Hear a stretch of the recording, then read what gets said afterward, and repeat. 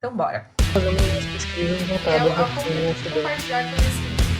É o amor que eu sinto por Star Wars, ó. Piano com certo modo de música, de modo geral. Dando ao Fiore, mas deixa eu falar. Este é o Cientista Também É, o seu podcast recheado de popstars da ciência brasileira, para te inspirar a ocupar o seu lugar no mundo científico. Uma iniciativa da Metzer que está democratizando a ciência através de muita tecnologia e informação. A começar, é claro, por sua pesquisa acadêmica. Aliás, enquanto você escuta a gente por aqui, que tal dar um pulinho lá no nosso blog? Eu tenho certeza que você vai encontrar as melhores dicas para o seu desafio acadêmico da semana.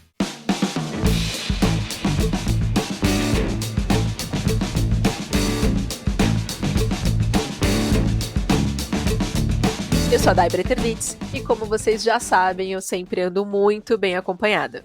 E eu sou Everton Martins, e hoje a gente vai ter a honra de falar com a Márcia Barbosa. Ela é professora de Física da Universidade Federal do Rio Grande do Sul, membro da Academia Brasileira de Ciências e diretora da Academia Brasileira de Ciências. Por seu trabalho em Física, ganhou diversos prêmios, entre eles um prêmio da L'Oréal Unesco de Mulheres por seu trabalho sobre mulheres na ciência e a medalha Nicholson da American Physical Society. Em 2020 foi considerado pela ONU Mulheres uma das mulheres que mudou o mundo com a ciência e pela revista Forbes uma das 20 mulheres mais poderosas do Brasil. Essa merece muitos aplausos, né? Ah, meu bem, é isso! Maravilhosa! Muito Fantástica. Obrigada por ter aceito o nosso convite, profa Márcia. Obrigada por estar aqui. E pra gente já começar essa bagunça, conta pra gente, Márcia Barbosa é natural de onde? Eu nasci no Rio de Janeiro, mas, no entanto, minha família é gaúcha. Meu pai era militar, estava servindo no Rio, e aí em março de 64, ele se muda de volta para o Rio Grande do Sul. Notaram a data? E é assim que a gente volta, numa família de militares, num momento bem conturbado da história do Brasil. Voltamos aqui para a terrinha onde tem toda a minha família. Só aconteceu de eu nascer no Rio de Janeiro. Caramba. Olha só, por isso o sotaque bem gaúcha mesmo. É completamente gaúcha, a vida inteira aqui. Mais da capital ou do interior? Não, a gente morava no começo em Canoas, que era uma cidade ao lado de Porto Alegre, que é onde ficava a Vila Militar. Eu cresci numa vila militar que normalmente eram em locais longe, assim, do centro da cidade. Dali, depois vim para Porto Alegre para estudar, mas o começo da vida estava lá na Vila Militar de Canoas. Vou te falar que eu conheço bem essa realidade, Márcia. Também vivi por ver ela um pouquinho, sabia? Só que a gente morou muito no norte do país. Então eu morei no Pará, morei em algumas outras regiões e sei bem como que é essa vida em vila militar. E pra gente continuar aqui, pra conhecer melhor você, o que seus hobbies podem dizer um pouquinho sobre a Márcia? Eu gosto muito de dançar. Não fiz aula de dança nem nada disso, mas gosto de dançar e correr. A coisa como começa meu dia é com uma corrida. Isso me ajuda a me colocar no mundo e estar preparada para a batalha que vem depois. Se você, assim como eu, hoje se enrolou um pouquinho mais na cama para sair, porque estava frio aqui na região sul, aprenda. É terrível. Não é? É terrível. Tem que levantar e se encher de roupa para ir correr. Olha, e assim, antes da pandemia viajava muito, né? De ficar temporadas fora do Brasil, em atividades, em colaborações, etc.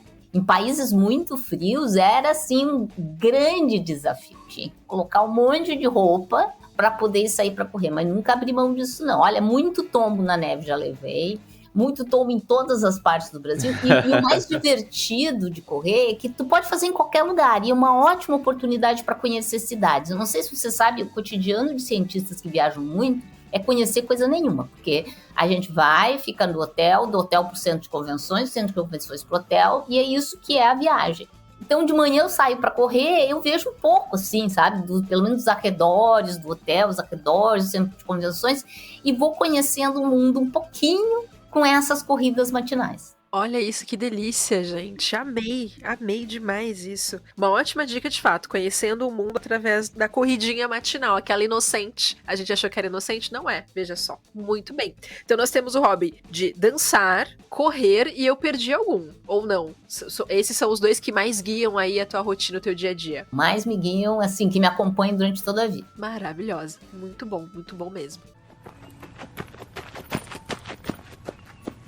Márcia, conta pra gente. A gente até falou um pouquinho aqui na tua apresentação que és uma pesquisadora premiadíssima pelo teu posicionamento enquanto a presença, né, e o ganho do espaço das mulheres nas ciências, mas também pelas suas conquistas acadêmicas. Mas conta pra gente o que exatamente, ou o mais próximo possível disso, é fazer ciência pra você. Para fazer ciência é aventura. É ter uma pergunta e, como um detetive, ir atrás da resposta dessa pergunta, utilizando os instrumentos que eu tiver de disponibilidade. É uma busca por aquele momento mágico em que tu entendesse alguma coisa. Vocês devem ver esses filmes de detetive, né? Então tem lá um crime que tem que resolver. E aí vai até aquele clímax que parece assim, que a coisa toda se desvendou. Esse momento é o momento pelo qual eu vivo. Eu digo, isso é um orgasmo. Tu vai, pimba! Aí descobre, entendeu aquilo, e ao entender é um grande prazer. E aí depois começa tudo de novo, uma nova pergunta, e vou atrás da resposta, e vou tentando entender, sempre com uma grande pergunta subjacente, né? No meu caso, na minha pesquisa em física, a minha grande pergunta subjacente é o que eu posso fazer com as maluquices da água para ter mais água limpa para a gente usar. Então eu vou atrás das respostas, vou olhando as maluquices, vou entendendo as maluquices e vou tentando usar as maluquices da água, né? Essa busca, e tenho pequenos orgasmos nesse caminho, cada vez que eu descubro um detalhe, que legal esse assim, é uma grande satisfação. Para mim, fazer pesquisa é buscar a solução dessas perguntas. Que demais. Eu acho que uma perspectiva muito bonita de se ver a ciência, assim, né? De ter aquela ingenuidade de criança e de tipo, opa, cheguei numa resposta. Mas e por quê, né? E puxando já esse gatilho, assim, de falar de criança, né? Esse caminho de fazer ciência, ele foi um caminho natural na sua vida ou teve algum momento que você fez uma escolha e foi atrás dela? O caminho da curiosidade, ele sempre esteve presente. E na minha família, a gente sabia que a única coisa que podia fazer para ter uma vida melhor era estudar, porque não era uma família de posse, assim, com grandes recursos financeiros. Então, a gente sabia que tinha que estudar. E estudar se tornava um prazer, porque se estudava para responder perguntas. Como estudante, eu gostava de muitas matérias, tá? Não era só ciência, eram muitas matérias, mas a gente tinha a oportunidade de conviver muito com ciência, porque meu pai ele era eletricista. Então, sempre tinham coisas para consertar, perguntas para fazer de como é que funcionava dentro de casa. Então, sempre eram aventureiras e tentar e errar. Eu me lembro bem, quando eu era criança e morava nessa vila militar, que era para fora, tinham regiões bem altas, assim, em que o pessoal soltava pipa. Pipa, não sei se pessoas de diferentes partes do Brasil chamam de nomes diferentes, é pandorga, em que a gente soltava pipa. E eu me lembro que eu decidi que ia fazer algo inusitado, eu adorava coisas inusitadas. Então eu construí uma pipa de plástico, um plástico bem fininho que a gente usava para encapar caderno, no tempo que se encapava caderno. E podia eu ficar lá com aquela pipa plástica, mesmo quando tivesse uma pequena chuva, tá? E claro que meu pai me alertava, se começar a trovejar, tu não pode usar a tua pipa plástica, porque vai atrair raios. Mas eu era a última a sair do morro, porque a pipa dos outros era de papel e elas terminavam estragando com a chuva, a minha não estragava com a chuva. Então assim, isso já era um prazer, eu consegui fazer algo diferente, que agora tá na moda de chamar de inovador, né? Mas para mim era só fazer algo diferente, pensar fora da caixa era uma coisa muito divertida. E isso para mim é fazer ciência, é buscar soluções fora da caixa e inovadoras. Pensar fora da caixa era brincadeira de criança, olha isso, gente. É brincadeira de criança, sempre dá para... E a gente explorava isso não só em ciência, a gente explorava em arte, a gente tinha brinquedos, assim, de grupo. Uma vila militar é um ambiente em que as crianças brincam muito juntas, porque é um espaço muito comunitário, então tinha muita brincadeira junta, de fantasias, assim. Tanto que eu fui para a direção da ciência, mas a minha irmã foi para a direção de arte. Ela se tornou uma figurinista, depois produtora de conteúdo. Mas era a mesma curiosidade de pensar e resolver coisas e usar a imaginação. Maravilhosa. E neste momento das pandorgas e pipas inovadoras, você já tinha um vislumbre do que você gostaria de ser quando fosse adulta profissionalmente? foi crescendo. Eu vou te dizer qual foi o ponto da virada, porque eu pensei em muitas coisas. Eu, quando era criança, sonhava até em ser diplomata, achando que diplomatas resolviam problemas políticos. Eu lia muito sobre política e iam resolver problemas políticos. Mas, de repente, eu me vi no laboratório da escola, e era uma escola pública, montando experimentos para os alunos usarem em outros momentos. E essa coisa de montar o experimento e tentar e errar e aí dar certo, era o que eu queria para o resto da minha vida. Foi aí que eu meio que disse, não, essa coisa do pensar fora da caixa, da criatividade, eu vou focar em ciência, porque eu tive essa experiência bem interessante quando já estava no ensino médio. Legal demais. Eu acho que esse processo de sair fora da caixa é o que faz a gente andar um pouquinho como humanidade, né? E nesse processo, né, Márcia, que você falou assim, lá atrás, de entender um problema, né, fazer uma pergunta e tentar consertar e ir fazendo novas perguntas, né? O que nessa questão de responder perguntas que te motiva e que te faz levantar todo dia da cama e ir fazendo novas perguntas e buscar novas respostas? Olha, não é só a curiosidade, né? Porque a gente poderia ter uma curiosidade que não objetiva uma construção coletiva. Então, assim, parte desse meu processo não é eu responder para eu, Márcia, isolada na minha torre de marfim, responder um problema. Mas é o processo de ter junto comigo outras pessoas que participam dessa solução de problemas. E de eu tentar alinhar a resposta de maneira que a gente consiga andar juntos, mesmo que cada um com o seu tempo determinado de crescimento. Então, todo dia de manhã eu levanto e penso, olha, qual é a questão que a gente está olhando? E quem é que precisa atuar mais nessa questão dentre meus colaboradores e as outras pessoas neste momento? E o que eu posso fazer para estimular essa pessoa a continuar buscando a resposta e tentar dar o apoio que precisa para continuar nessa procura, né? Que com o tempo tu vai te tornando a pessoa que coordena o grupo. E a coordenação tem um peso, mais do que o peso de trazer as linhas e as ideias, mas o peso de não deixar ninguém parar. É como se eu tivesse aquele monte de piorras, sabe? Piorras rodando, e eu tivesse que controlar para que nenhuma parasse. E dá o tempo e dá o apoio. Algumas piorras vão precisar de mais tempo que outras piorras, mas parte do trabalho é garantir que essas piorras estejam andando de maneira coordenada, juntas, cada uma ao seu tempo, para fazer a construção da resposta dos problemas. Não é mais uma pessoa que faz a pergunta, não é mais a Márcia que vai lá e faz a pandorga para ela usar, mas é fazer alguma construção, uma pandorga diferente, um outro projeto em que a construção é coletiva, e isso traz uma responsabilidade cotidiana. Eu não posso dizer, não, hoje eu vou ficar dormindo à tarde, porque eu vou estar deixando alguma dessas piorras eu vou deixar ela cair, se eu olhar só para mim, olhar só para o meu interesse. Então tem uma coisa do interesse coletivo que faz parte também do meu cotidiano. É muita gente envolvida, né, pra gente abrir mão. E assim, são tudo, desde os meus estudantes de iniciação científica, mestrado e doutorado, até meus colaboradores, até os alunos que eu estou dando aula e tenho responsabilidade sobre o que eu estou ensinando, como eu estou ensinando, e entender que eles têm tempos diferentes. Então, assim, só cresce, né? E aí tu tá em comitês que tu promete coisas e tu tens que cumprir, então todo dia tem uma responsabilidade distintas. Além, obviamente, da família da gente. Então é um balanço muito interessante, porque é o que nos torna seres humanos, é conseguir coordenar, né, o profissional com o familiar, com o da amiga, de todas as facetas, e eu acho que é isso que nos torna pessoas. Nos mantém humanos, né? Isso é sensacional e é fundamental porque, de fato, assim, vai ter alunos ali participando do mesmo projeto da graduação e muitas vezes lá no doutorado, lá na frente, e aí de repente você tem que conseguir aglutinar todas as formas de maturidade, tanto de contato com a própria ciência, maturidade de vida, necessidades específicas de cada um, e fazer tudo isso rodar em harmonia, de certa forma, né? Vai ter os conflitos, fazem parte, mas em algum momento isso vai ter que estar em harmonia. Que trabalho e que responsabilidade, hein?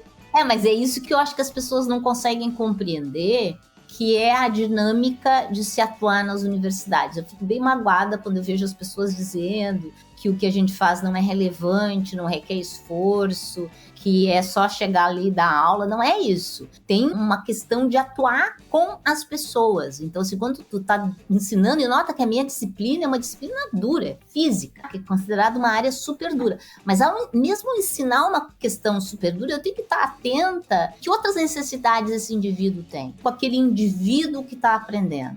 É parte do processo acadêmico, não é só transmitir o conhecimento, mas garantir que aquela pessoa tenha as condições de receber esse conhecimento. Condições, sejam elas emocionais, financeiras. Então, assim, a universidade tem um peso para carregar que vai muito além da transmissão do conhecimento, que tem a ver com a transmissão da humanidade de cada um de nós e conseguir trazer isso. E nesse momento em particular que a gente vive uma pandemia, tem inúmeras necessidades, desde necessidades financeiras que a gente tem que atuar com os estudantes que não têm infraestrutura em casa para atuar em ensino remoto, até as necessidades psicológicas, né, dos estudantes que estão sozinhos, que estavam acostumados a uma atuação muito mais coletiva, ou os estudantes, por exemplo, que moram na casa do estudante, que agora muitos foram embora e estão solitários os que ficaram lá e sofrendo problemas, inclusive, psicológicos. Então, assim, isso é parte do ensinar, estar atento e atenta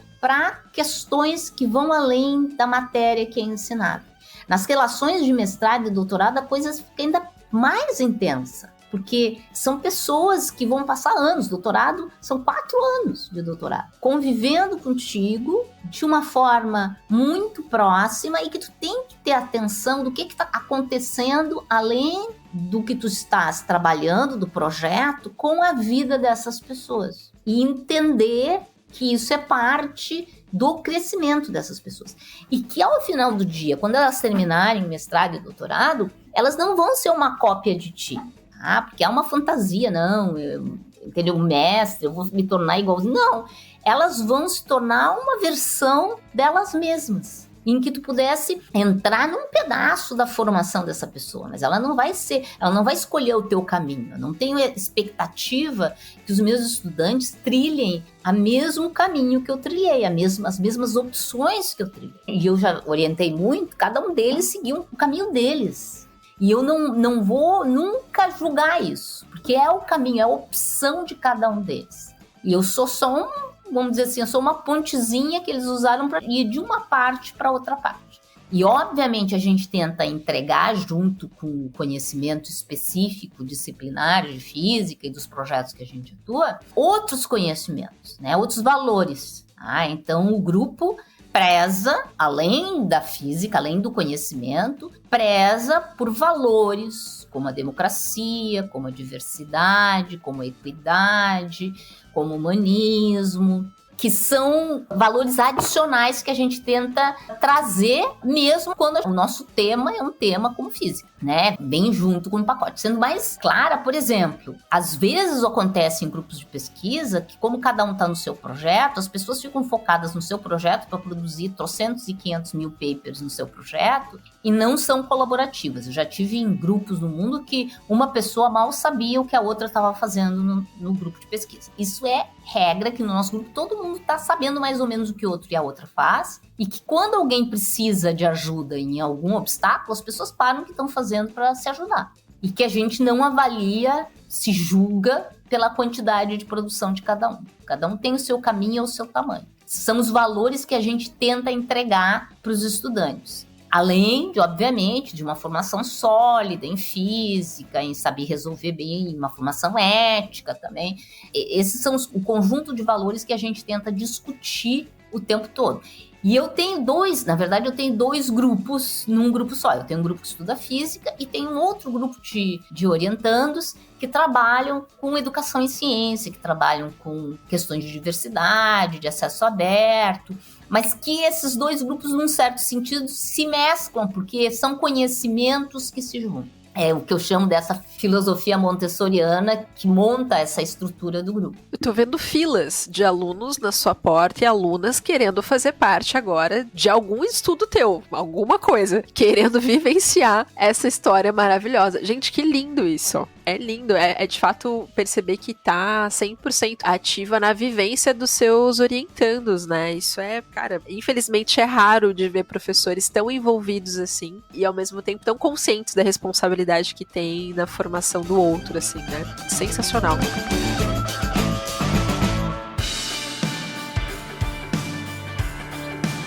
Esse bate-papo tá apaixonante, né? É impossível não se inspirar para fazer ciência também. Falando nisso, que tal acelerar sua produção científica? Desenvolver artigos, projetos de pesquisa, relatórios de estágio e até aquele inocente fichamento. Tudo no mesmo lugar, seguro e com muita automação.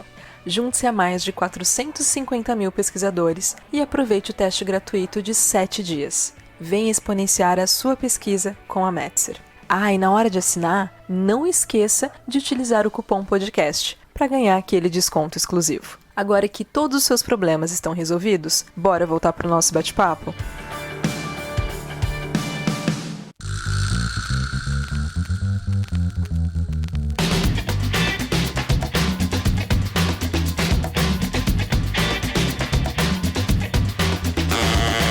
Márcia, verdadeiro ou falso? Você tinha ou tem um caso de amor com as normas da escrita acadêmica?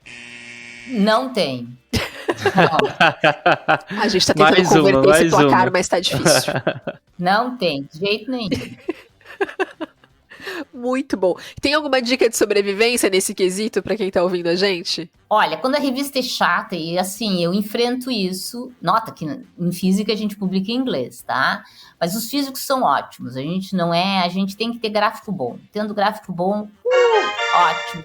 A gente nem olha muito o que está escrito, a gente olha os gráficos. Então, mas quando eu publico, às vezes, tenho começando a publicar em área de ciências sociais, aí eles são rigorosíssimos, tá? E até tem um monte de preconceito com quem não escreve naturalmente inglês, aí eu contrato pessoas. Eu não tenho vergonha nenhuma de contratar, escrevo, e aí diz, agora deixa bonito para o pessoal que gosta de escrita bonita arrumar a escrita. Não é a minha experiência em física a gente tem outras prioridades. Se um gráfico estiver feio, aí é horrível. Os nossos gráficos têm que ser muito bonitos, boa qualidade, com boas barras de erro, tem que ser maravilhoso. Mas a escrita, a gente é bem flexível. Agora, na área de ciências sociais, a escrita é importante, aí eu contrato. Eu não vou me escabelar, achando culpada por não escrever bem. E em textos em português, que às vezes eu tenho que escrever coisas da universidade, também não tenho nenhum, sempre tem alguém que ajuda, porque eu nunca faço nada sozinha, sempre em grupo, alguém que vai embelezar o texto, não sou eu. Eu brinco com meus colegas que estão nessa caminhada política também, que eu sou Twitter. Eu tenho ideia, eu tenho a coisa fora da caixa, que eu expresso rapidamente, e depois a gente pode florear um pouquinho a história. Maravilhosa. Adorei essa dica, gente. Adorei. Não sofro. Coloco o que eu acho que é meu ali, depois alguém vem e deixa floreado pra quem gosta de floreados. Isso. Maravilhosa. E a dica do gráfico também, sensacional. Gente, ó, cuida dos gráficos. E se é o contrário, eu sou da área de sociais aplicadas, Márcia. E aí a gente tem que ter o melhor dos dois mundos, né? Que é difícil, porque o povo, ele quer escrita bonita, mas eles querem os gráficos, os dados também bonitos. E às vezes trazer as duas coisas pro lugar nem sempre é fácil. Mas achei muito legal isso. Trazer, pra engrossar o caldo, a gente traz mais gente pra trabalhar em conjunto. Isso, não anda sozinho, não acha assim que tu tem que ser perfeito. As pessoas se sentem muito sentimento de culpa. Não, cada um tem o seu talento e não tenta querer parecer sofisticado quando tu não és. Também aprendi isso com a vida. Não sou uma pessoa sofisticada, não vou fingir que eu sou sofisticada, não sou. Então, assim, vamos usar as pessoas que nos complementam. Pronto, aí fica fácil, ninguém sofre. Sem dúvida, sem dúvida. É aquele famoso, né? Valorize seus pontos fortes e seus pontos fracos. É. Identifique-os. Gente, muitos ensinamentos aqui, muitas frases de camiseta, muitas coisas para vocês colarem ao redor da vida. Vários tweets. É, porque é isso, no dia a dia faz falta esse tipo de coisa. A gente fica se cobrando, mas todo mundo consegue, porque todo mundo vende que consegue, né? É. Todo mundo consegue, só eu que não consigo. E não é. Então é sensacional. Ver aí, né?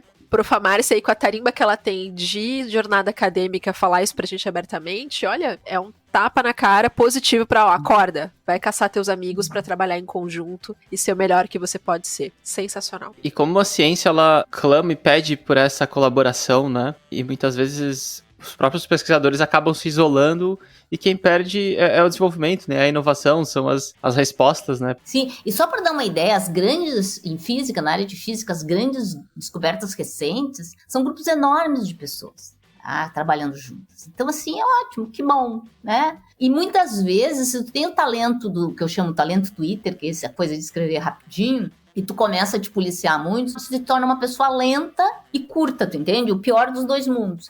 Então, eu não me importo, assim. Às vezes eu mando uma mensagem, vamos fazer um texto, e aí escrevo um rabisco que tá muito mal rabiscado, mas a ideia tá legal, e as outras falam, mas esse português tá horrível desse texto, vamos arrumar. Aí outro já arruma. Aí outro já diz, mas olha aqui, fica mais elegante. Assim. E aí a gente tem uma coisa legal no final do dia. Tá? Agora, se eu ficasse lutando para ter o texto perfeito, com todas as palavras sofisticadas, os pontos e as vírgulas, e aí fosse publicar, ia demorar muito tempo, né? Eu tenho uma máxima que é o ótimo é inimigo do bom. Então, eu jogo o bom e o pessoal torna ele ótimo. Pronto. Gente, essa fala foi todinha pra mim. O universo eu já entendi. Obrigada.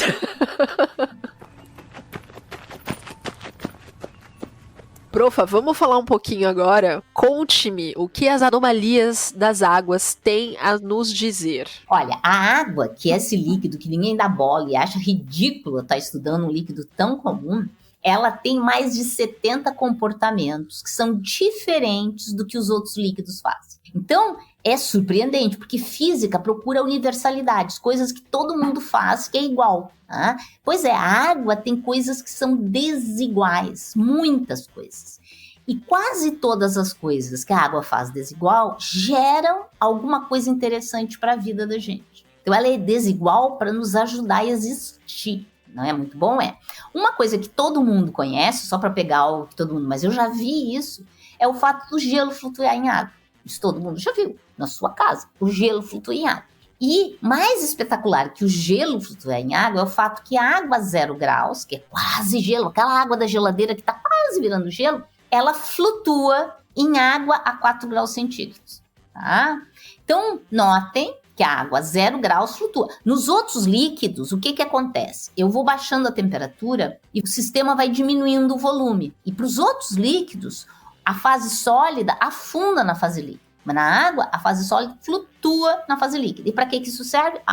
Se fica muito frio, se forma uma camadinha de gelo na superfície, como a gente já viu em tudo que é filme por aí, na superfície de lagos e rios, e fica uma água embaixo que mantém a vida. Se a água fosse como os outros materiais, que a fase sólida afunda na fase líquida, no primeiro inverno mataria toda a vida, porque ia congelar de baixo para cima. E notem, vocês que estão dizendo, mas e eu com isso? Eu moro num lugar quente que nunca tem isso.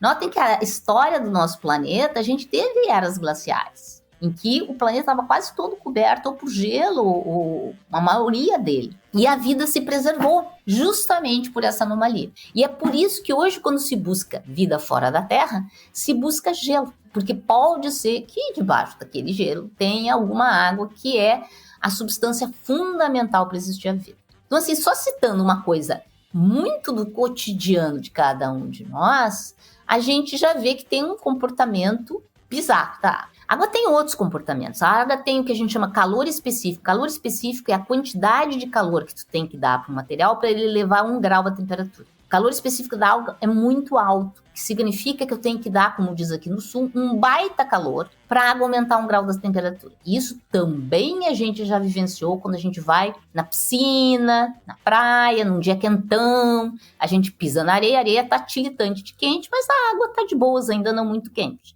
Por quê? Porque a sílica tem um calor específico baixo, então ela absorve o calor e sobe a temperatura muito mais do que a água. Tá? E por que isso é importante? Porque a gente vive num planeta que é coberto de 70% da superfície tem água. Se a água oscilasse muito a sua temperatura, nós teríamos correntes terríveis para manter a vida. Então, é outra propriedade da água que é anômala, que é estranha e que também ajuda a gente. Então, a minha pergunta é, de todas as demais propriedades, eu já disse mais de 70, será que a gente não pode usar algumas delas para produzir coisas interessantes para a gente, além de tentar entender as anomalias da água? Então, essa pergunta guia o que a gente estuda. Então, a gente tenta entender algumas propriedades anômalas mais exóticas do que a anomalia da densidade e do calor específico e tenta olhar, será que eu não posso usar isso para obter mais água limpa? Uma dessas propriedades a gente conseguiu explicar e por isso eu ganhei aquele prêmio que foi citado lá no começo, L'Oréal, Unesco, de Mulheres na Ciência. Que nós descobrimos, olhando simulações é assim, a gente constrói videogames do que está acontecendo na água,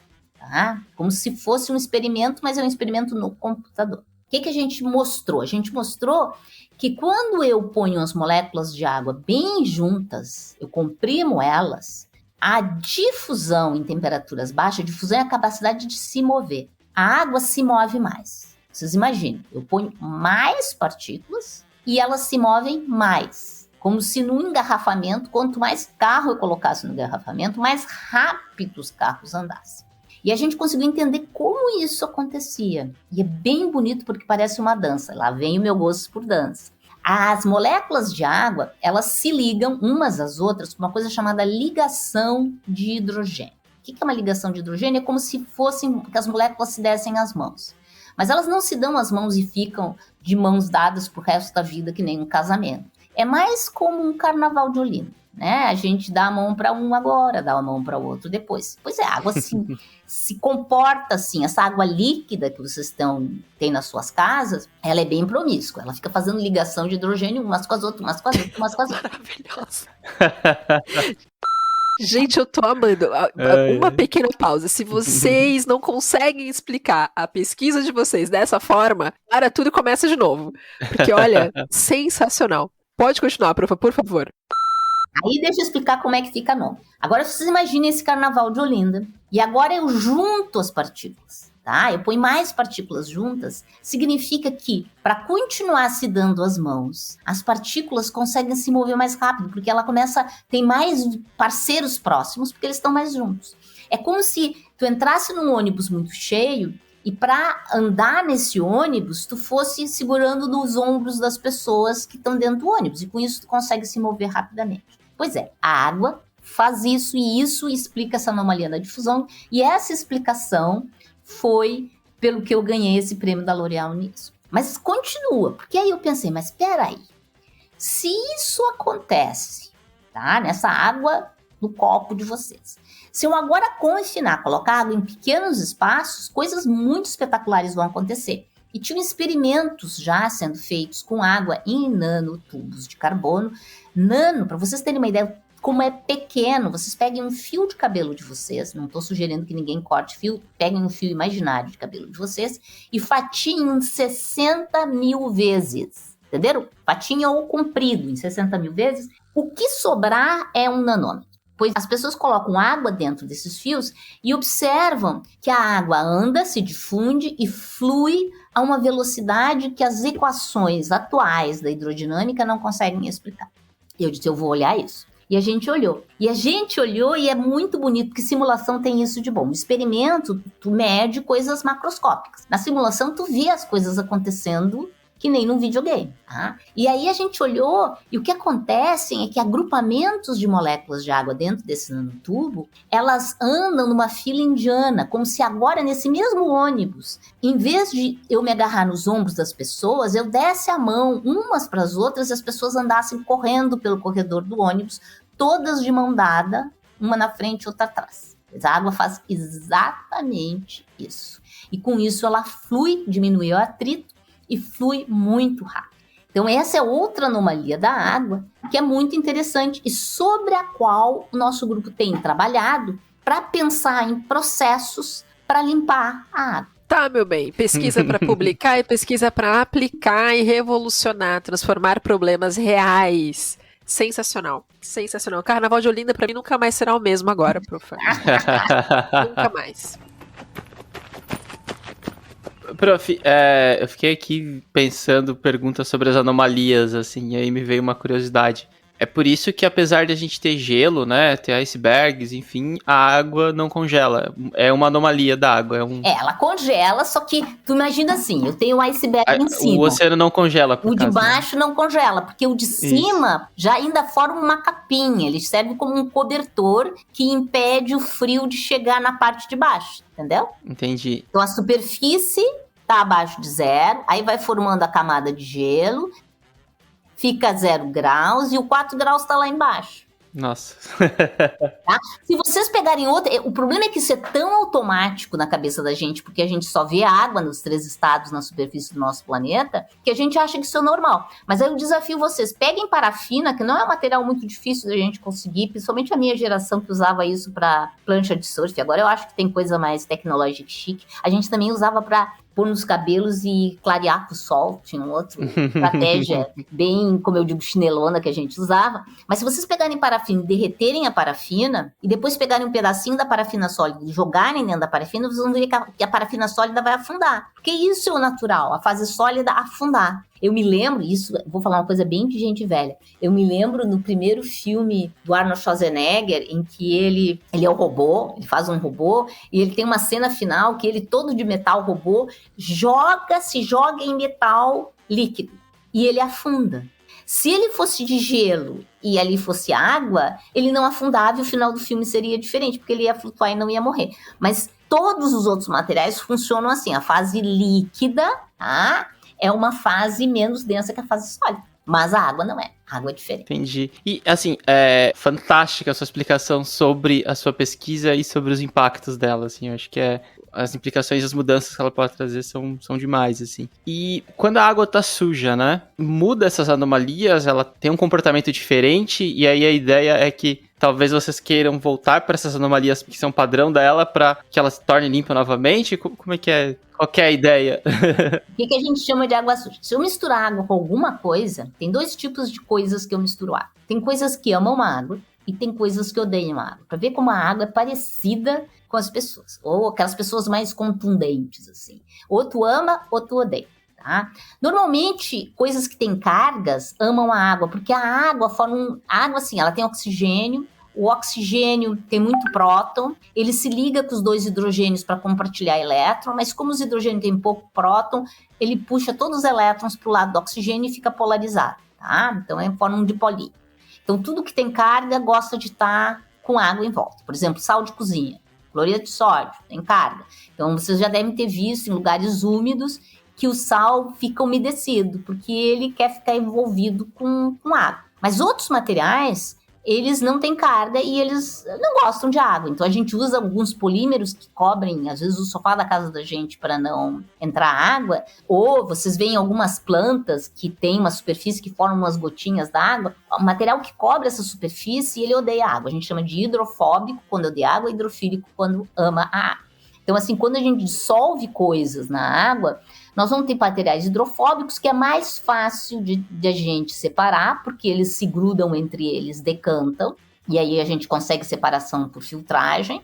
E o difícil são os materiais que amam água, tá? Ou os materiais muito pequenos, tá? Coisas pequenas, muito pequenas bactérias são difíceis, mas aí a gente tem processos térmicos para fazer a limpeza. Então, sobre o que a gente se debruça? Mais sobre esses materiais que têm carga, tá? Como é que eu faço para alguma coisa que ame a água se separar da água?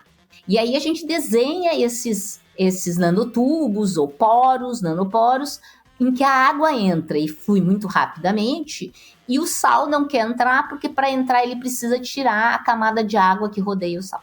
Tá? Então a gente usa esse tipo de estratégia. Toda vez que a água está misturada com alguma coisa, dá pequenas modificações nas suas anomalias. Se eu tenho pouco daquela coisa, ainda mantém as anomalias, só trocam intervalos de temperatura e pressão.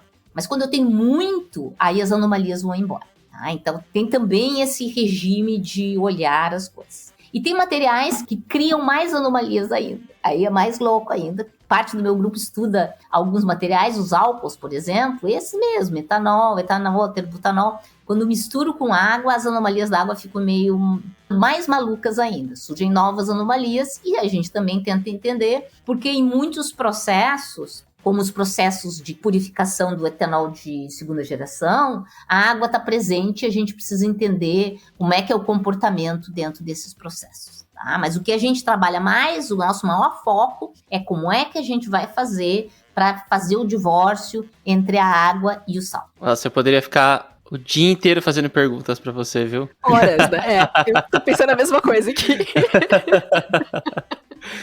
Tá, mas eu vou me segurar, eu prometo.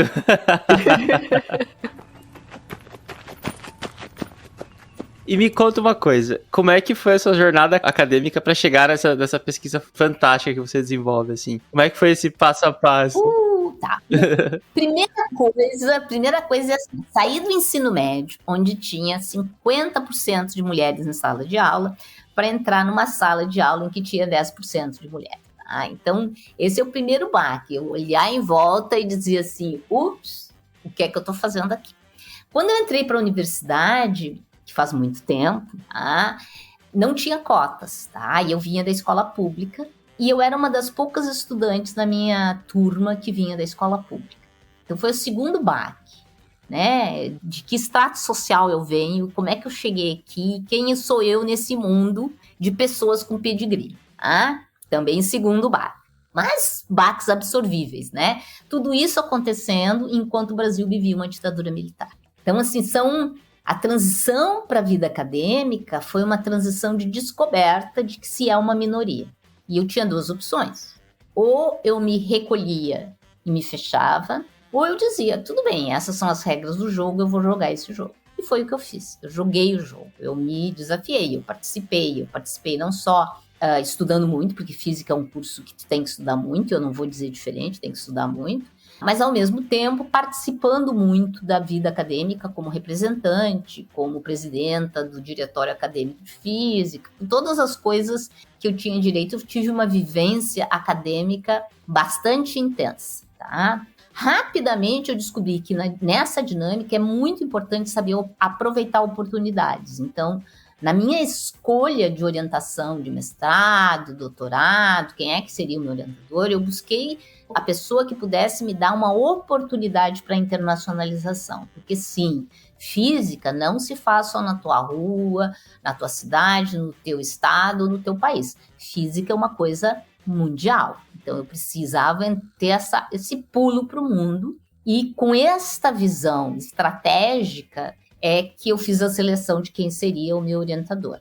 Sabendo que às vezes isso tem um custo de não ser a pessoa mais fácil de trabalhar, não ser a pessoa que vai entender ou ter a empatia necessária, mas eu queria a pessoa que pudesse me dar a oportunidade de fazer ciência no mundo. Eu achei interessantíssima essa colocação de às vezes não vai ser a pessoa mais fácil, mas a profa tinha uma meta, né, um objetivo bem explícito. Quero fazer ciência no mundo.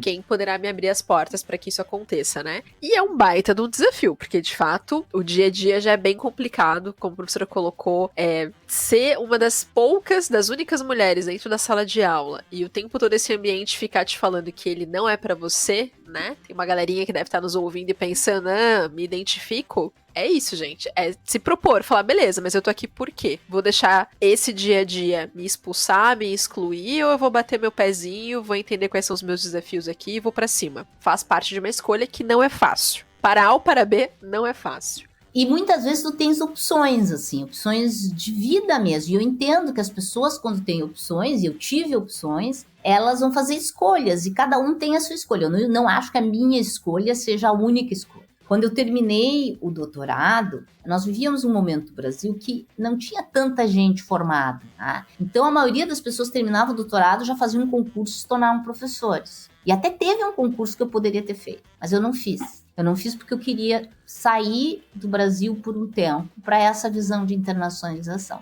Isso foi um risco enorme, porque eu poderia voltar para o Brasil e não ter emprego nenhum, né? Mas eu fui. E, de novo, a minha opção de com quem trabalhar no exterior, ela não foi uma escolha por alguém que fosse fácil de trabalhar. Mas, de novo, a pessoa que poderia me dar mais contatos internacionais. E ao sair do Brasil, nota que eu estou falando numa época que o Brasil não era gente internacionalmente. Tá? Acho que até se a gente durar mais um pouco esse grande temporal que nos assola, nós vamos voltar a não ser gente. Mas a gente não era gente, a gente não existia. E aí eu vou para esse mundo, eu vou para os Estados Unidos, para um grupo muito importante da minha área. Sendo uma brasileira, eu brinco, uma latina, com cara de latina, aí eu descobri, eu sou a minoria da minoria da minoria. E assim, era a exceção, tá? Mas, de novo, eu sabia, eu vou lutar, vou fazer o que é possível. Eu me lembro que eu cheguei para essa pessoa que eu ia trabalhar, que era um cara muito importante.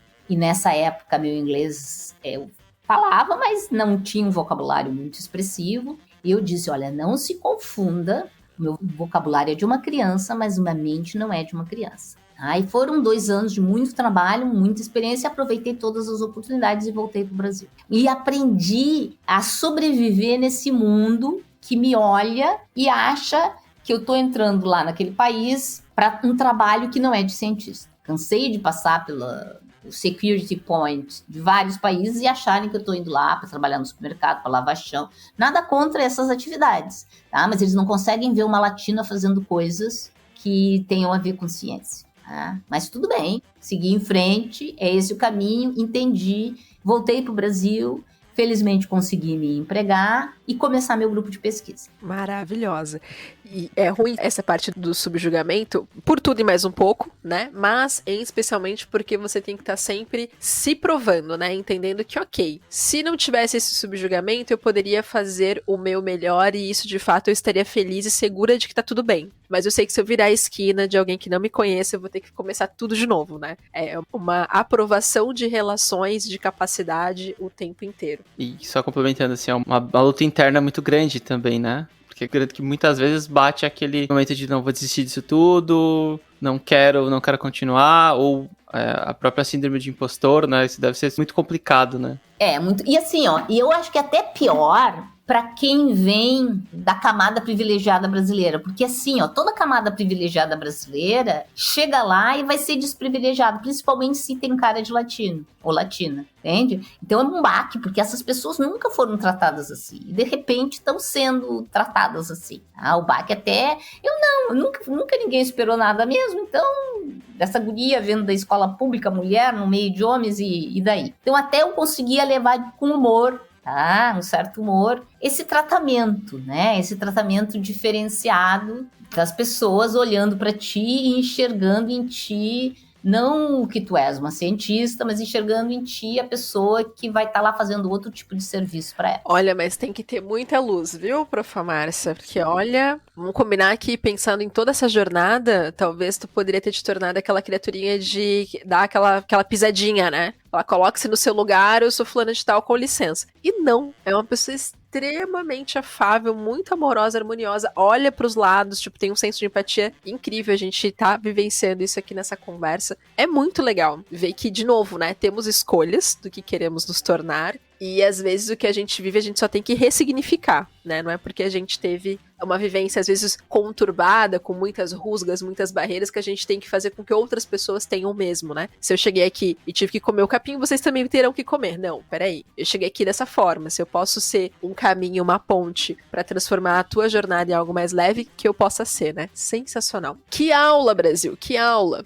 Tô muito feliz de novo, muito feliz. Hoje tá especial, hein? Não é? Tô aqui, tô dando risada sozinha, nossa. Aqui.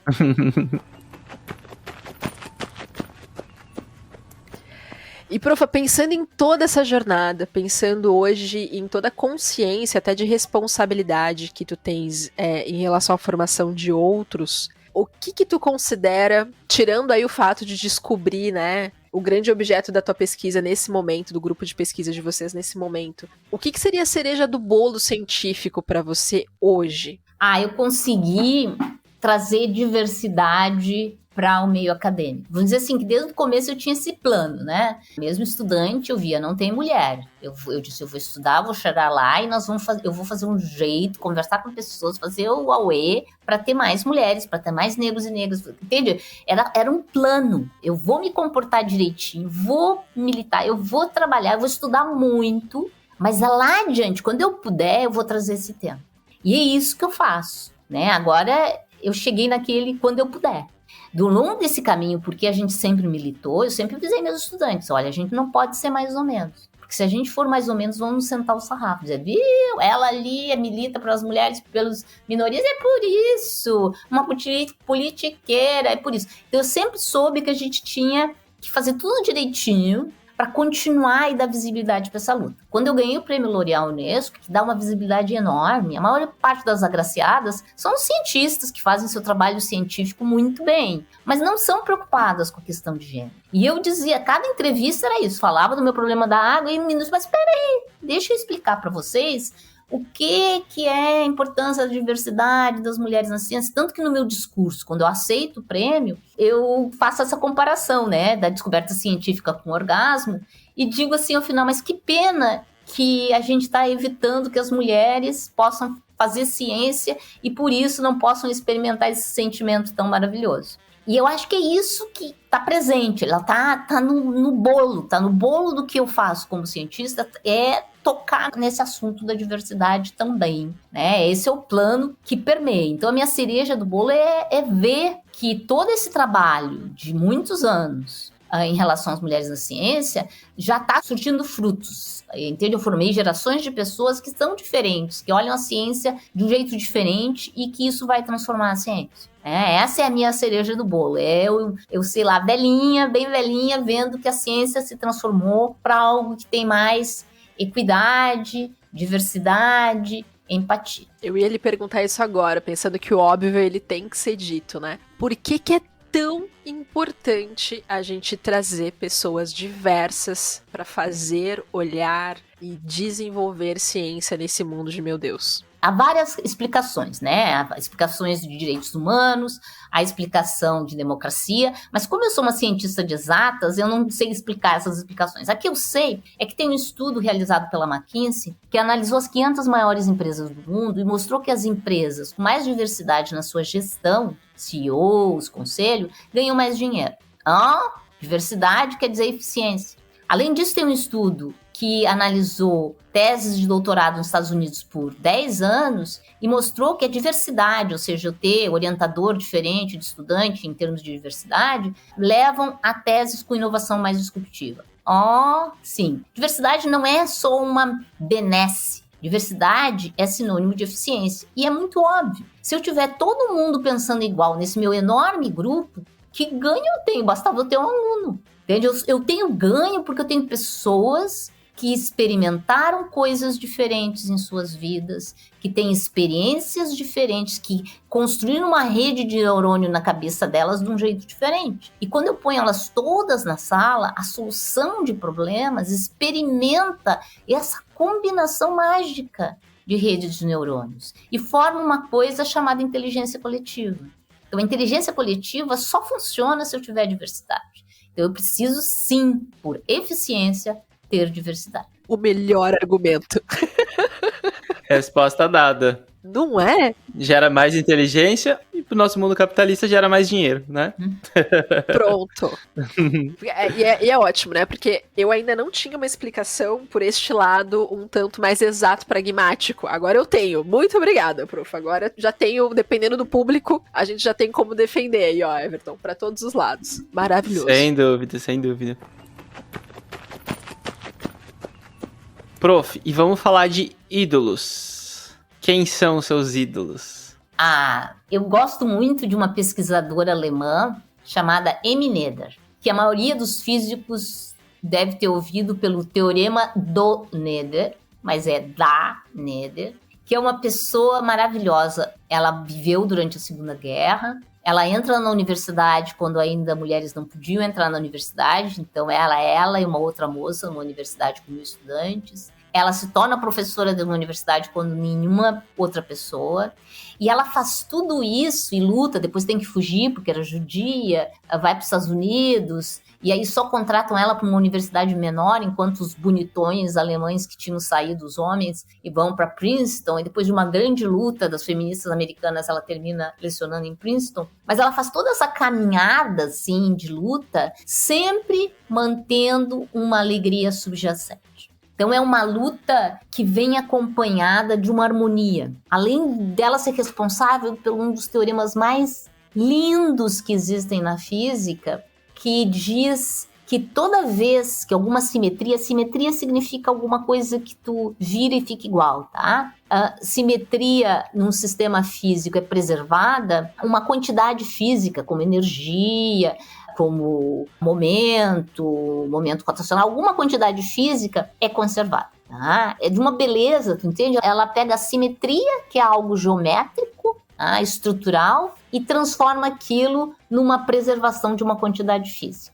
Tá? Um dos termos mais belos que tem da física. Ela é uma dessas pessoas que, para mim, são impactantes. Uma outra pessoa que, para mim, é impactante, é bem mais recente, é Débora Jean, que foi uma das ganhadoras do L'Oréal quando eu ganhei o L'Oréal, infelizmente já falecida, que trabalhava com átomos frios. Átomos frios é quando tu põe em baixíssima temperatura os átomos e olha o que eles fazem. E quando todo mundo estava olhando o que acontece com um certo tipo de átomos frios, que são chamados de bóson, que são as partículas patota, que gostam de todas andarem juntas, ela olhou as partículas que não eram patota, que eram os férmions. Quando todo mundo dizia que aquilo não ia funcionar, ela se ousou e fez. E conseguiu mostrar.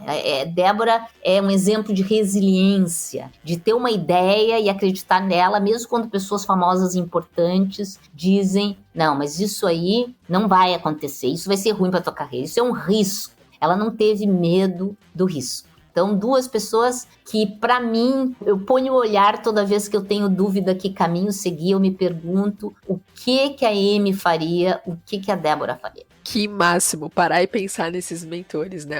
O que eu faria se estivesse no lugar dele? Demais, demais.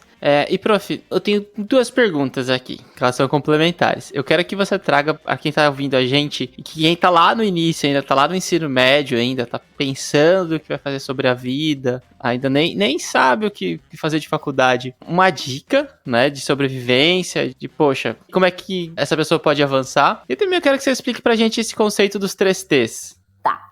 Deixa eu falar para os jovens, né? Os jovens, eles têm tempo para experimentar, mas mesmo tendo tempo para experimentar, conversa com pessoas que exercem diferentes profissões sobre o cotidiano dessas profissões. Converse com pessoas que estão estudando. Se puder, quando a gente voltar para o presencial, visite uma universidade. Ou escreva para um professor, uma professora que são daquela área para perguntar como é que é o cotidiano daquela área de pesquisa. É um momento que a gente está em casa ficando muito tempo na internet, dá para fazer até visitações dos sites, olhar materiais de aula, olhar aulas que estão colocadas para entender o que requer no estudar uma determinada área e o que é a vivência dessa área de pesquisa. O meu conceito dos 3 T's é que eu acho que para a formação de um cientista é muito importante a gente ter uma combinação de elementos. E eu digo assim, o primeiro deles é talento. E isso é verdade para qualquer área. Tu atua melhor se tu tens vocação para aquilo, tu tens talento para aquilo. Mas só talento, sinto muito informar, não adianta. A gente tem que ter trabalho, que é o meu segundo T. Então, assim, não venham dizendo, eu gosto de física, mas vai ter que estudar muito física. Ou eu gosto de medicina, vai ter que estudar muito. Eu gosto de teatro, sinto muito, vai ter que estudar muito. Ou dança, vai ter que estudar muito. Então, tem muito trabalho também. Mas talvez o T mais importante seja o tesão. Porque sem tesão não há solução para nada, gente. A gente viveu uma vida sem ter esse ânimo com aquilo que a gente vai passar a maior parte do nosso tempo fazendo, ter um emprego só porque dá o dinheiro, dá o salário. Se a gente tem a oportunidade, da opção de trabalhar no que se gosta, tem que ter tesão. Sem tesão, não há solução. Recado dado. Não tem nem o que complementar. E assim, pensando em quem não tem essa oportunidade ainda, gente, ou não vê essa oportunidade ainda diante dos seus olhos, pense que você é dono do seu destino. Então, assim, se eu ainda não tenho essa possibilidade, não deixa morrer. Se isso de fato é importante para você, vai atrás, converse com pessoas, descubra como que você pode criar a oportunidade para si, para que você possa trabalhar com o que você gosta. Porque o dia a dia, ele é cruel, de fato. A gente tem que pagar as contas, a gente tem que correr atrás, a gente tem que fazer a vida acontecer. E às vezes pai e mãe, dependendo da realidade, né, também cobra, fala, e aí? E aí, vai ficar estudando pro resto da vida? E o dinheiro? E isso e aquilo? E as responsabilidades? Pra onde vão? E faz parte da vida, faz parte da dor do crescimento. Mas se é importante, a gente tem que se obrigar, se colocar no rumo pra poder dar certo. Porque senão, de fato, daqui a pouco a vida passou e aí você vai falar, poxa, eu queria tanto fazer tal coisa na minha vida, queria tanto ter me dedicado àquilo, mas não parei pra pensar como eu poderia fazer aquilo acontecer, né? E às vezes as oportunidades estão do nosso ladinho. Então tem que ter esse carinho consigo mesmo. Maravilhoso! Seu Everton, podemos ir pro importante para a sua formação ou o senhor tem mais alguma pergunta inusitada do mundo da física? Não, vou guardar minha curiosidade. Eu tenho várias, né? Só não... Na verdade, dúvidas eu tenho muitas.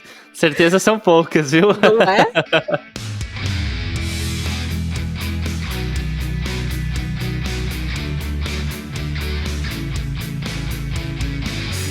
Bom, profa Márcia, então vamos aqui para essa série que é deliciosa. A gente vai te perguntar, pedir na verdade algumas indicações e a gente gostaria que você compartilhasse com a gente aquelas que marcaram a tua história, a tua vivência de alguma forma, tá bom? Então, pra gente começar, indica pra gente um livro que não seja O Mundo Assombrado pelos Demônios.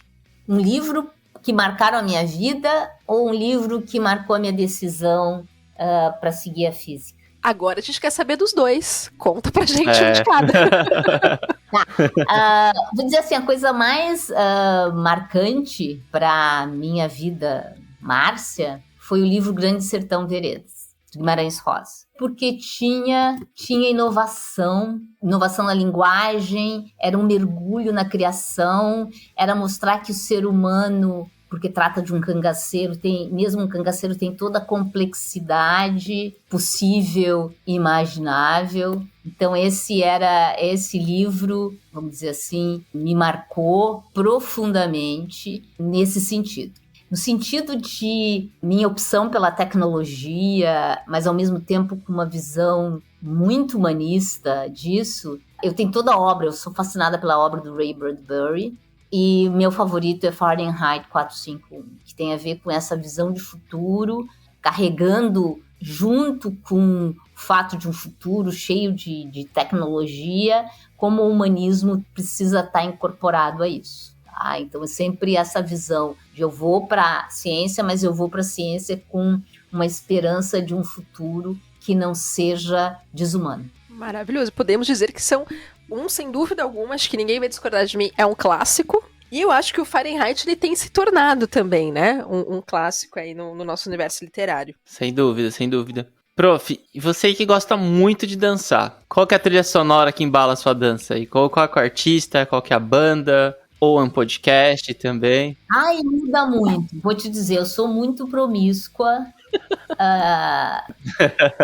Eu venho de uma geração Pink Floyd, tá? Que de Pink Floyd adorava Jethro Tull, John Ponty. Assim, essa aí é a minha juventude, é rock, né? Vocês pensando lá em dança de salão, é rock. Maravilhosa! E isso depois vai... Aí eu vou já meio madura sim, já não cozinha exatamente, não é mais adolescente, para Red Hot e Chili Peppers e Nirvana. E hoje em dia eu sou o pop mais inconsequente, eu vou usar essa palavra, o pop mais inconsequente possível, imaginável, de Beyoncé, de Lady Gaga, a coisa completamente consumidora, consumista e autoconsumista, e da Pitty. Você me sugou e me deixou cansada e se esconde em palavras de me querer bem. E assim... Olha só. Maravilhosa, gente. Tô boca aberta. Então o rock não morreu mesmo. É isso. Essa coisa que eu danço. Não fiquem. Eu até faço gosto de dançar dança de salão, mas a coisa que me embala dentro de casa e me faz dançar não é a dança de salão, são esses outros ritmos. Sensacional, sensacional. Quando começou com Pink Floyd, eu falei, não, peraí, gente, vamos prestar atenção nessa lista. Olha isso, Pink Floyd. Pensa em dançar I Wish You Were Here. Pensa, é loucura, mas é da... É pra mandar todos os monstros embora, sensacional. Exatamente. E aí agora, assim, pensando, a gente tá aqui no sul, um friozinho bom chegando, tô feliz, inclusive, com esse friozinho chegando. Qual que é a comidinha favorita? Aí eu sou super complexa. Eu sou vegana. Adoro! Então, assim, que eu sou totalmente um risoto de fungo, sem nenhum produto lácteo. É minha coisa total e completa, principalmente quando é feito pela minha amiga Daisy Costa, que toda vez, ela não é vegana, mas toda vez que eu vou na casa dela encontrar outras amigas, ela, que é uma cozinheira maravilhosa, além de ser uma médica incrível, ela me delicia com isso, né? O risoto dela é imperdível. Ou seja, não é qualquer risoto, é o risoto da Daisy. Não, da Daisy. O meu vai ser ruim, eu não sou cozinheira, eu não cozinho ruim. Eu sou a coisa elementar para a sobrevivência, mas não vou ser a que vou fazer a delícia. Maravilhosa. Então deve estar com saudades na pandemia, né? Deve estar difícil. Ai, total, mas aí voltaremos, a vida é comprida. Sem né? dúvida. E qual que é o seu lugar preferido no mundo? Porto Alegre. Porto Alegre. Como diz a música, é demais. É onde eu tenho as minhas águas que eu vejo da janela da minha casa, é onde eu tenho as pessoas e as minhas raízes, é Porto Alegre. E a gente vê que a pessoa lá nem pensa, né? É Porto Alegre. Não precisa nem concluir a frase. Muito bom, apaixonada. Pô, agradece, inclusive.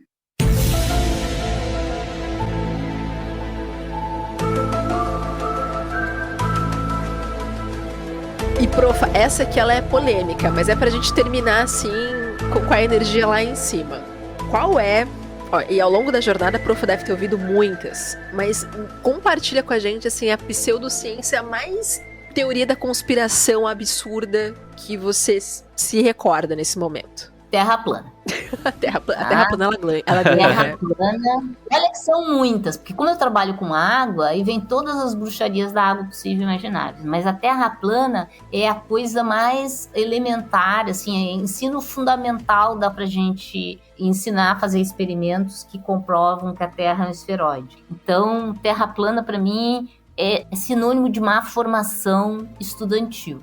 E que isso é muito sério, né? Então, temos que trabalhar. A partir dela, a gente consegue trabalhar as demais teorias da conspiração.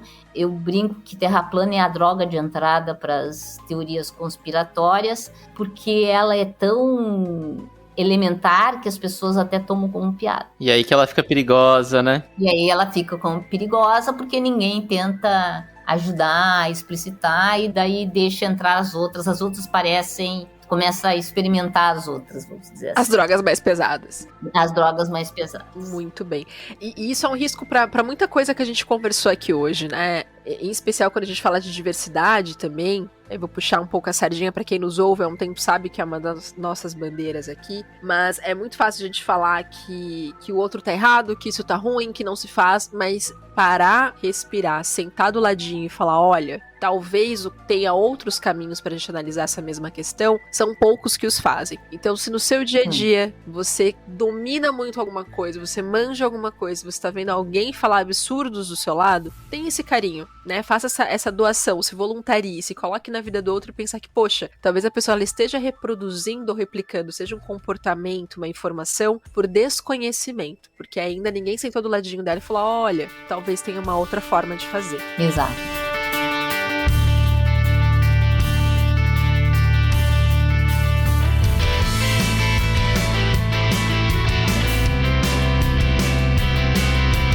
Nesse clima delicioso que a gente vai se despedindo. Vamos ficar aqui mais o resto da tarde, gente? Vamos conversar mais. Vamos. Já fechei toda a minha agenda aqui. Já maravilhoso. Vamos raptar a professora Márcia, a gente não devolve ela pro mundo hoje. Agora eu vou tirar todas as minhas dúvidas sobre água. Gente, maravilhoso. Prof, foi incrível, foi assim... Obrigada. Eu tô rindo desde a hora que a gente começou, sorrindo, na verdade, desde a hora que a gente começou. Tô muito feliz por essa conversa de hoje, por, em especial, poder compartilhar com o nosso público, os nossos ouvintes, a tua jornada, a tua caminhada, e saber que a gente pode ainda acompanhar muitos dos seus projetos, acompanhar as resultantes das tuas pesquisas. E aproveitando isso, já vou te perguntar, como e onde a gente pode continuar acompanhando seus projetos, acompanhando mais a sua jornada? Olha, eu tô no Twitter, tá? Márcia CB Barbosa. Eu tô no Facebook. Eu tô no Instagram. No Instagram é marcia.barbosa.brasil com Z. Eu tenho uma página que tá no IF URGS BR /Tio Barbosa. onde tem resultados das pesquisas, etc. A página é em português e em inglês. Então, assim, me busque. Eu tô no e-mail marcia.barbosa@ufrgs.br, né? E eu costumo responder. Então, é muito fácil me achar. E responde rápido, gente. Aproveitem, porque é muito gostoso. É muito gostoso. Lembra que lá naquele início tá falando daquele grupo de pesquisas maravilhoso, que as pessoas trabalham em conjunto, etc e tal? Ó, fica a dica. Bom, gente, a gente vai se despedindo. Não que a gente queira, vocês viram que a gente tá resistente aqui nesse processo, mas a gente precisa devolver a Márcia pro universo. O mundo da ciência precisa dela, a gente não pode aqui monopolizá-la, senão a gente faria. Mas a gente espera muito que vocês tenham gostado, que vocês tenham curtido, e a gente quer que vocês nos contem o que vocês acharam. Então, não dá bobeira, dá um toquezinho pra gente, coloca lá nos comentários, compartilha, chama a galera pra curtir esse assunto, e semana que vem, sem dúvida alguma, a gente tá aqui com mais um Popstars da Ciência pra vocês. E enquanto isso, você pode seguir a gente em todos os nossos canais de redes sociais, no nosso YouTube e também no nosso blog, além de acompanhar sempre as novidades que estão rolando por aqui no Cientista Também É. Então, um abraço e até o próximo episódio. Tchau, tchau! Tchau, tchau!